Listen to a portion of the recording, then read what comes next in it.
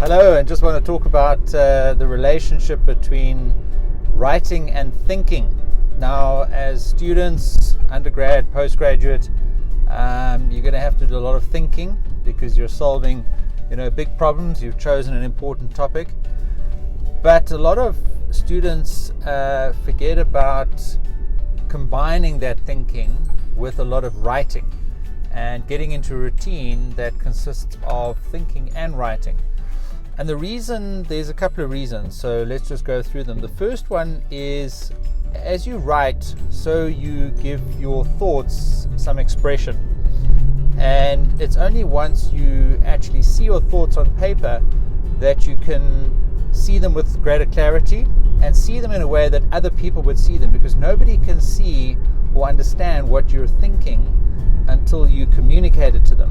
And you're either going to talk about it with them, and this is the primary form of communication in postgraduate studies, is the written word. And we write papers, we write research reports. Your final report will be your single biggest measure of whether you pass or fail.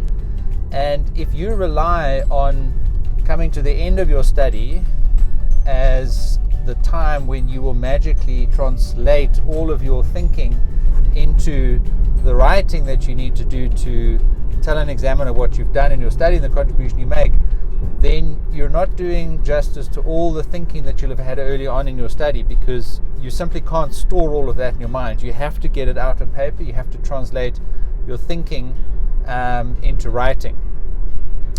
And the other important reason is that once you've written down your thoughts, or you've converted the thinking that you've been doing into the written expression of those thoughts, you create a greater link with your writing, and the quality of your writing will go up the more you practice managing this relationship between writing and thinking, and to the point where your writing can eventually become a much closer expression of your thinking without too much editing.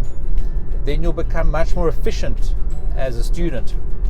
So you don't want to have too many barriers or too much difficulty in converting your thinking into writing. You want to have that as a very efficient process, and you'll be expected to write a high quantity of words and papers and reports, certainly at a postgraduate level.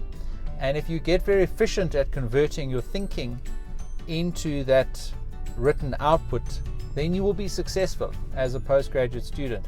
And all the great thinking that you do and the problem solving that you apply yourself to will find expression in the writing, and that will be extremely powerful. So think in order to write, and write in order to think.